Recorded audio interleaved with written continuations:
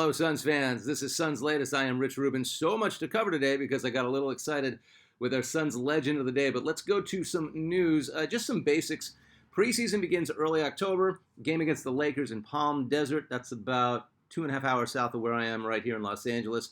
And then off to China. Suns play the Nets in China October 10th through the 12th. I think it's Macau. I'm going to double check on that. I'm not 100% right. Regular season begins October 21st. This will be the 80th NBA season. No idea about that. That's kind of cool. In-season NBA Cup tournament from October 31st through December 16th. What do you think about the tournament near the beginning of the season? I have a feeling I would like it better if the Suns won it one of the past 2 years. I don't know about it.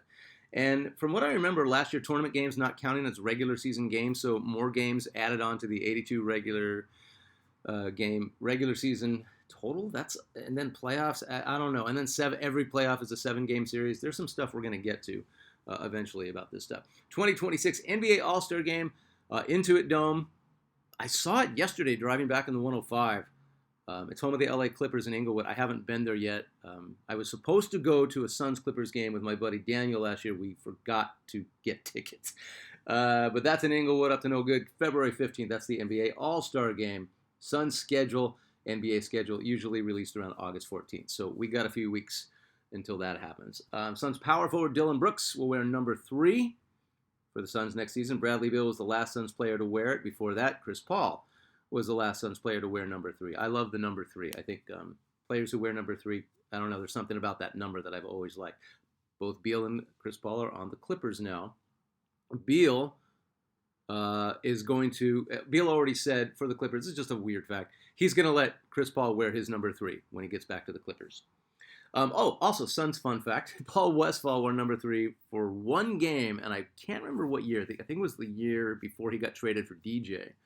But like back in the day, at least, I remember this because Al McCoy, another future Suns legend of the day, talked about this during the game. Westphal's wearing this oversized purple road jersey with a 3 on it and no name on the back. And on a road game, the Suns any team normally would take at least 1 or 2, extra jerseys just in case somebody lost theirs or got misplaced. And that's exactly what happened. So I remember one game watching on TV and I'm like, why is Paul Westphal wearing the loner number 3? But that's how that happened. All right. So moving on to something that I meant to talk about and I mentioned that I would last week. Am I making any sense today? I hope so.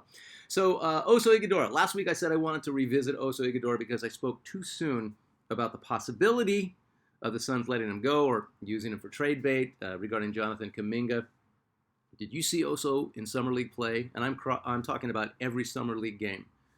He's different, right? Tell me I'm wrong, but Oso looked like a completely different player. There were flashes of it last season. That's why he stuck around. That's why he didn't get traded during his rookie year. But it was sporadic. Happens to a lot of rookies who aren't really sure what their role is supposed to be. But he looked kind of like a badass in Summer League, right? Improved three-point shooting. Total confidence with it. Better boxing out for offensive rebounds. Better closeout defense. Good defensive anticipation. Understanding his length. It seemed like he didn't know how long and tall he was last year. In Summer League, somebody said, by the way, you're very tall and long, and you could probably use that to your defensive advantage. Better closeout defense. Good defensive anticipation. Maybe just watching Rasheer Fleming and his innate defensive anticipation. Better extension using his length to his advantage. 6'11", 227. He is only 22 years old. He is so freaking young. His ball handling in the paint was really good. Weird little hook shot. It's as ugly as Sean Marion's jump shot, but effective, right? I don't know how that's going to transfer and translate into the NBA season. I think some veterans might ruin a game for him if he starts to do that. But I mean, I don't know. Sometimes this unorthodox stuff really works. He's faster than I remember. He's jumping out of the gym. Ambidextrous, was dunking with his left hand, summoning Paul Westphal. Clogged the lane, made some sweet blocks against the Hawks. His timing is better. Everything is better. And it wasn't too long ago where I wasn't too sure about this guy. You could see the athleticism. You could see a basketball IQ, but you could see him being so tentative and not sure where he was supposed to be, like his feet weren't under him. Excellent court awareness, something I thought he struggled with last year. Homegrown, born in Mesa, grew up in Chandler, went to Desert Vista High in Ahwatukee. The guy has been all over the state. I have mentioned before, Suns love having a homegrown player on the team. So the issues, baby, I think I'm going to sneeze. All right, we're back through it. Too slight to be a starting center. Maybe could fill the spot as a backup. Too lean to be a power forward. Maybe he's a finesse power forward like Rashard Lewis. Wasn't a banger, but kept you honest with an incredible three-point shooting. Facilitates. Not sure yet, but the improvement is evident. He just looked to be enjoying himself in Summer League, and he looked to really enjoy playing with his new teammates, with all the rookies and all the guys trying to get a roster spot. So I don't know. The confidence, that can change everything. Maybe the Russell Westbrook class. No matter how good or bad Russell Westbrook was, is, or is playing now, no lack of confidence. Maybe Russell Westbrook should teach that. I would love to see this guy, Ryan Dunn, and Kobe Bryant show out. The Suns absolutely need it. That would be pretty cool. So Oso, Oso Ighodaro might have something more to offer him. So I jumped too soon on possibly offering him up as trade bait. Sorry, Oso. I would like to see something develop from that. We got a ton of comments, so I'm going to do a lot of the small ones instead of like one long one. All right, so from Tony in Richmond, old day Suns fan. And by the way, thank you for watching Suns Latest. Sign up. If you don't feel like subscribing, that's totally cool. Comment on anything. Remember, be as critical as you want. It's our team. We should be critical. We should be constructively critical. Rip on me all you want. Old day Suns fan, Tony from Richmond. I've heard it a bunch over the decades. Al Bianchi. Oh, that's right. Okay, so last week I did Suns legend of the day, assistant coach Al Bianchi. I did a feature on him, but I remember him as Al Bianchi. I remember back and forth growing up, everybody said it one of those two ways, but Tony says Al Bianchi. So thank you, Tony, commenting on how I said the name. I stand corrected, and apologies to the late, great Al Bianchi. From @ChanceBerg9570. Cameron Payne was a spark plug too, especially on that finals run in 2021. We talked about two things last week. We talked about Cameron Payne being an option as a backup point guard. I loved Cameron Payne. I love his whole story of how he barely hung on in the G League. He makes the Bulls, he comes to the Suns, and a more than adequate backup to CP3 when we had the finals run in 2021. I loved his energy. Definitely a spark plug. I mentioned what a spark plug was. If you have questions about what a spark plug is, not on a car, you know what I mean. Metaphorically, just hit me up in the comments. But definitely a spark plug, and it looks like the Suns have got a full roster right now. But I got no problem with bringing Cameron Payne back. I don't know his situation. I got to look into that. Last he was with the Knicks.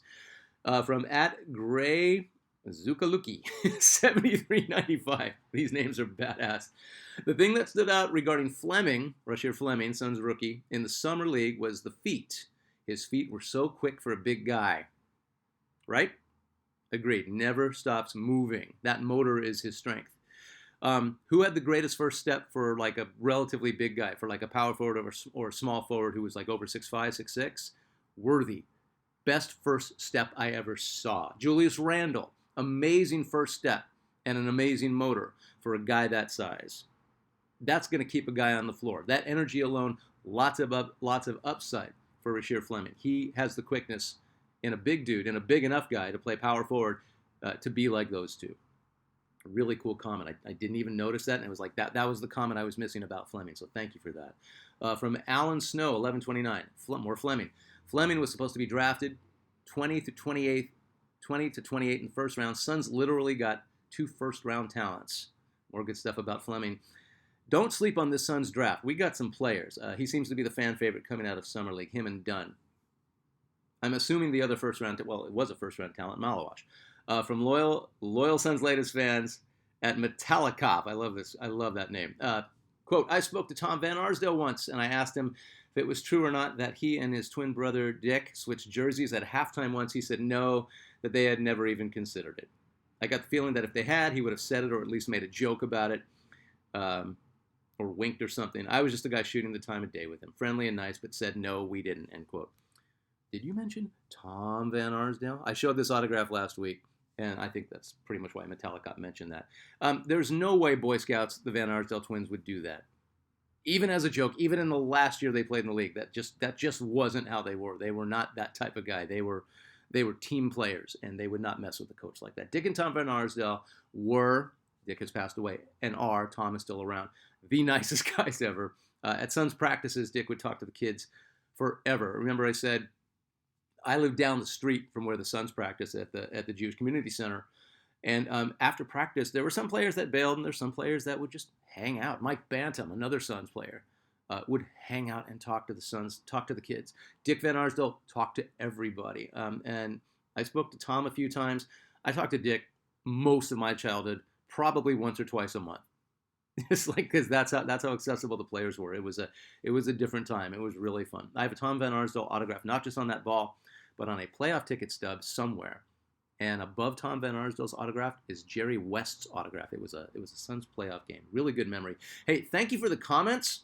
You are making Suns Latest fun, right? It's so much better when you guys comment. So now I got something to talk about besides, well, I heard about this. That's all good stuff. But, if you guys are letting me know what you're thinking, or if you got some criticisms or constructive criticisms about what I'm talking about, that's what makes Suns Latest. So thank you for that, from one Suns fan to another. Thank you for that. Okay, I'm going to end up crying on this one. Suns Legend of the Day.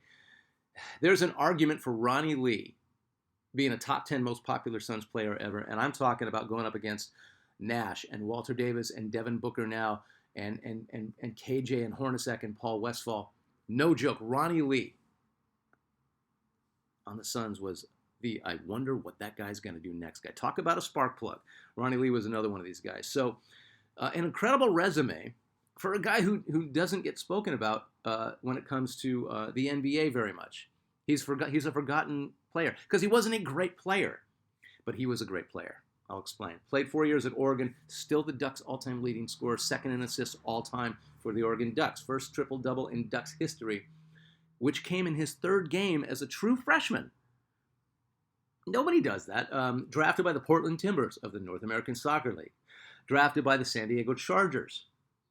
He didn't even play football in high school or college. That was his rep. That was his reputation as a phenomenal do-it-all athlete. Drafted 10th overall by the Suns in 1976. Made the All-NBA rookie team in 77. Runner-up to Adrian Dantley for Rookie of the Year. No one remembers that. He was that close, and he barely had 10 points a game. That's how effective Ronnie Lee was. Led the NBA in steals his second year in the league. He played point, as I said, not much of a scorer, but he was fast, could change direction like Allen Iverson and Gale Sayers. And that, when scouts see something like that in college, they're like, I don't care if he can score. That's effective. That's scary. Known for his all-out hustle, he feared nothing. He would take a charge like nobody else. He made it an art form, literally throwing himself backwards. He would go airborne. He'd go, and he'd skid across the floor like 10 feet, and the crowd just ate it up. And it just made Ronnie Lee such a fan favorite. He did whatever he had to do to help you win, and that made him really popular. He had a couple of insane nicknames. Kamikaze Man, he got that in college. His whole Oregon Ducks team, they were called the Kamikaze Kids because that's how the whole team played. They just flew around. They just fly into the scores table. They'd fly over the bench. They'd land on fans. They were the Kamikaze Kids, and it stuck with Ronnie Lee. So Kamikaze Man, King of the Floor Burn, and the Tasmanian Devil, which is, I think, the one that stuck, the one that people remember most. No one played harder than Ronnie Lee. In the words of future Suns legend of the day, Curtis Perry, quote, walls, floors, seats don't seem to bother him. I just hope my man stays healthy, end quote. A great dunker. Pure power from his 6'4", 193-pound frame. Ronnie Lee once came to my grade school. Maryland Avenue Elementary in Phoenix, and along with future Suns legend of the day, Alvin Scott, he reffed the faculty versus the 8th grade boys basketball game. We did this once a year at my school. This is a professional basketball player. During the season, at like noon at recess, comes to ref a grade school game and talk to everybody, got a billion pictures. He would sign autographs after games until trainer Joe Prosky would yell at him to get the hell in the locker room and get out of his uniform because he had to wash it. Ronnie Lee, all energy, all the time, just loved to play. He clearly loved life. Just the happiest, coolest guy. Magic Johnson attitude before Magic Johnson. Definitely. The worst day of my life, and every other kid in my neighborhood who loved Ronnie Lee and had interactions with him, was when Ronnie Lee, along with Marty Burns and I think 2 draft picks, got traded to the New Orleans Jazz for Truck Robinson. We were all happy to get Truck. I talked about Truck as a Suns legend of the day recently. Truck was one of my favorite players ever, but we were genuinely upset that we were losing Ronnie Lee. He went on to play for the Jazz, I think the Kings. I know he wrapped it up with the Pistons in around '82. This is all you need to know about Ronnie Lee. In the words of then Pistons coach Scotty Robertson in '82 about cutting Ronnie Lee in preseason, quote, "I've been coaching 28 years and at all levels. And this is the toughest cut I've ever had to make. The reason for that is what Ronnie has meant to me personally and to this franchise in the 2+ years I've been here. When things were tough or tight for us, he was always that guy I knew I could count on. He stayed in this league with his enthusiasm, his heart, his defensive ability, and his character.